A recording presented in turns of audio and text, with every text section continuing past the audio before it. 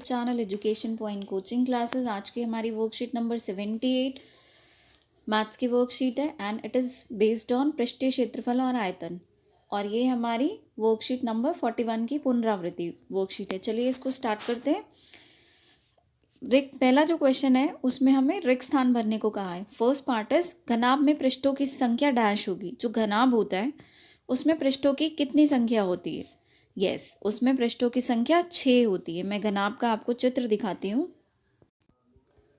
देखिए ये घनाभ है, इसमें पृष्ठ कौन सा है? इसको हम पृष्ठ बोलते हैं। ये एक पृष्ठ हो गया, ये दूसरा है, ये तीसरा है, ये चौथा है और ये पीछे वाला पांचवा है। और ये जो नीचे नीचे वाला है वो छठा पृष्ठ है। सेकेंड पार्ट है घन में किनारों की संख्या पूछी है उसने। तो घन में किनारों की कितनी संख्या होती है? 12। आप घन का चित्र देखिए और ज़रूर उसमें काउंटिंग कीजिए। फिर उसने पूछा है घनाभ में शीर्षों की संख्या कितनी होती है? घनाभ में शीर्षों की संख्या होती है 8। यदि घन के किनारे की माप a है तो घन का आयतन क्या होगा? घन का आयतन होता है a की घात 3। यदि घनाभ की लंबाई l है, चौड़ाई b है तथा ऊंचाई h है तो घनाभ का आयतन बताइए।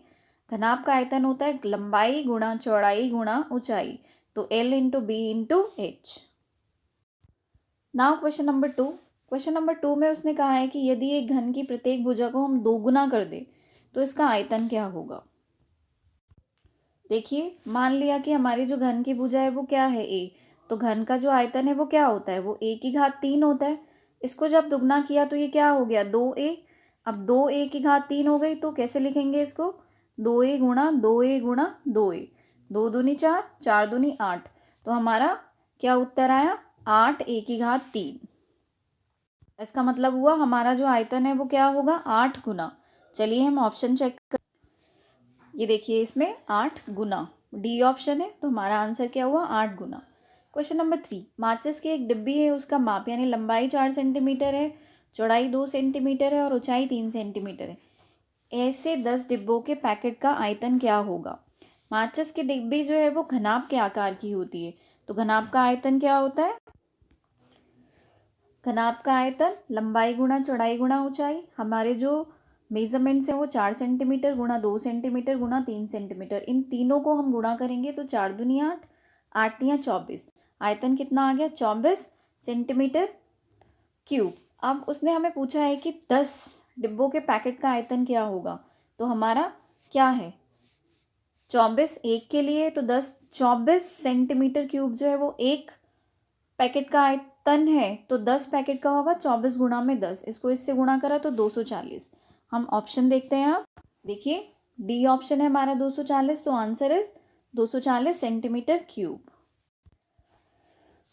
चौथे क्वेश्चन में उसने कहा एक ठोस वस्तु द्वारा घेरे गए आयतन के माप को उस वस्तु का कहते हैं।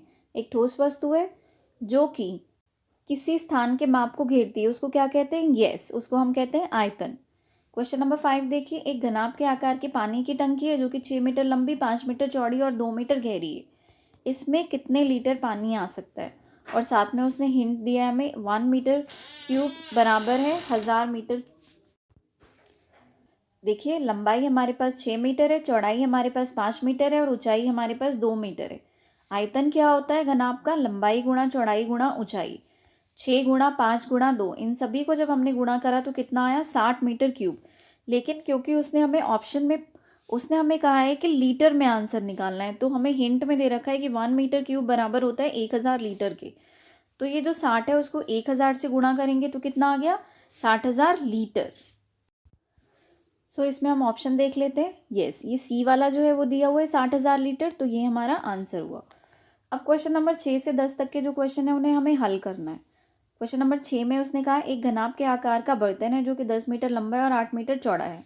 इसको कितना ऊंचा बनाया जाए कि इसमें 16,000 मीटर क्यूब द्रव आ सके? अब देखो इसमें हमें ऊंचाई नहीं दे रखी, तो हमें निकालना क्या है? ऊंचाई। और ये जो हमें 16,000 मीटर क्यूब दिया है इसको पहले हम कन्वर्ट कर लेते हैं मीटर में। ये देखिए 1000 लीटर बराबर होते हैं किसके? 1 मीटर क्यूब के। तो 16,000 को हम 1000 से भाग कर देंगे तो हमारे पास ये कितना आ गया? 16 मीटर क्यूब। अब ये 16 मीटर क्यूब है क्या? ये बेटा हमारे पास आयतन है, तो हमें इससे ऊंचाई निकालनी है। अब हम क्या करेंगे? कंपेयर करेंगे इसको। घनाभ का आयतन बराबर है लंबाई गुणा चौड़ाई गुणा ऊंचाई। घनाभ का आयतन हमारे पास हमने निकाला कन्वर्ट करके 16 मीटर क्यूब। लंबाई हमारे पास 10 मीटर है, चौड़ाई हमारे पास 8 मीटर है और ऊंचाई हमें निकालनी है। ये 16, इसको जब हमने इससे कंपेयर किया तो ये यहाँ पर गुणा हो रहे हैं, तो जब ये इस तरफ आएंगे तो भाग में बदल जाएंगे।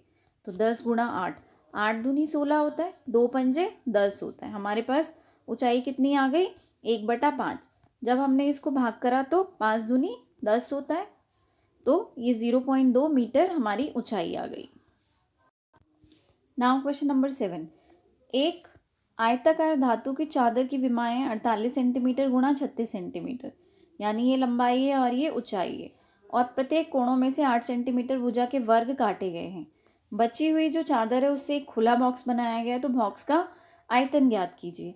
पहले आप क्वेश्चन समझ लीजिए।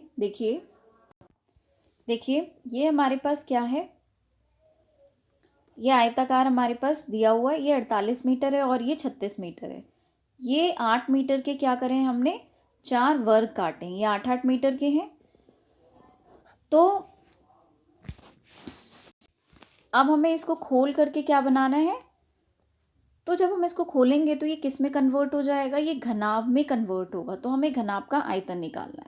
अब लेकिन जो ये हमें लंबाई चौड़ाई दे रखी है, तो बेटा इसको भी तो हम लंबाई और चौड़ाई नहीं मान सकते, क्योंकि ये 8-8 मीटर के इसमें वर्ग काटे गए हैं। तो हमारी नई लंबाई क्या होगी, लंबाई 48, 8 मीटर यहाँ से कटा है, 8 यहाँ से कटा है, 2 बार 8 घटा करेंगे तो इसमें से इसको घटा करा तो 32 सेंटीमीटर आया। चौड़ाई कितनी है हमारे पास, 36, यहाँ से भी 8 मीटर, यहाँ से 8 सेंटीमीटर, फिर काटेंगे तो कितना आएगा, 20 सेंटीमीटर। अब ऊंचाई क्या होगी हमारे पास, यस ऊंचाई तो हमारे पास 8 ही रहेगी। अब जब हम इसका आयतन निकालेंगे, आयतन क्या होता है, घनाभ का लंबाई गुणा चौड़ाई गुणा ऊंचाई, 32 सेंटीमीटर गुणा 20 सेंटीमीटर गुणा 8 सेंटीमीटर। जब हम इसको गुणा करेंगे तो हमारे पास 512 सेंटीमीटर क्यूब इसका उत्तर आएगा, इसका आयतन आएगा। आप ये जो शेप दी हुई है इसको बनाकर एक बार ज़रूर देखिएगा, तो आपको पता चलेगा कि किस तरह से ये घनाभ में कन्वर्ट हुआ और किस तरह से इसका आयतन आया। Now question number 8। Question number 8 में उसने हमें कहा है कि अगर एक कमरे का आयतन कितना है हमारे पास, 792 मीटर क्यूब है, और फर्श का क्षेत्रफल दे रखा है 132 मीटर स्क्वायर। कमरे की ऊंचाई निकालनी है। देखिए कमरे का आयतन हमारे पास 792 सेंटीमीटर क्यूब, फर्श का क्षेत्रफल है हमारे पास 132 सेंटीमीटर स्क्वायर, और फर्श का क्षेत्रफल होता क्या है, लंबाई गुणा चौड़ाई, और कमरे का आयतन, कमरा क्योंकि घनाभ के आकार का होता है तो उसका जो आयतन है वो क्या होता है, लंबाई गुणा चौड़ाई गुणा ऊंचाई।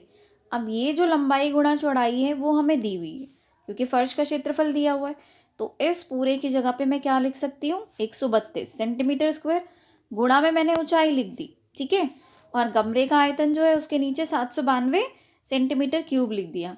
ये गुणा हो रहा है, यहाँ आके किस में बदल जाएगा, भाग में। तो 792 को जब हम 132 से भाग करते हैं तो हमारे पास क्या उत्तर आया, 6 सेंटीमीटर इसकी ऊंचाई आ गई। नाउ क्वेश्चन नंबर 9 देखिए। एक घन के आकार का बॉक्स है जिसका आयतन 512 मीटर क्यूब है और उसके किनारों की माप ज्ञात कीजिए। घन का आयतन क्या होता है, 1/3। घन का आयतन हमें दिया हुआ है 512 सेंटीमीटर क्यूब। अब 512 किसका घन होता है, 8 का। आपको कम से कम 10 तक के घन, वैसे तो आपको 20 तक के घन याद होने चाहिए सभी संख्याओं के, लेकिन कम से कम आपको 10 तक के तो बिल्कुल याद होने चाहिए। 8 का घनमूल होता है 512, 8 गुणा 8 गुणा 8, 8 अट्ठे 64, 64 को 8 से गुणा करके आता है 512। तो यहाँ पर लिख दिया हमने 3, और यहाँ पर ये और ये आपस में कट गए, तो ए का मान कितना आ गया, 8 सेंटीमीटर, यानी इसकी जो भुजा है वो कितनी आ गई हमारे पास, 8 सेंटीमीटर। एक घनाभ के आकार का बॉक्स का आयतन है 48 सेंटीमीटर क्यूब। बॉक्स की विमाएँ क्या हो सकती हैं, क्या हो सकते हैं ये, 4, लंबाई 4 सेंटीमीटर मान ली, चौड़ाई 4 सेंटीमीटर मान ली, और ऊंचाई 3, तो 4 चौको 16, 16 तियाँ 48। बाकी जो डायमेंशंस है वो आप मुझे कमेंट सेक्शन में लिखकर भेज सकते हैं। Thank you for watching this video.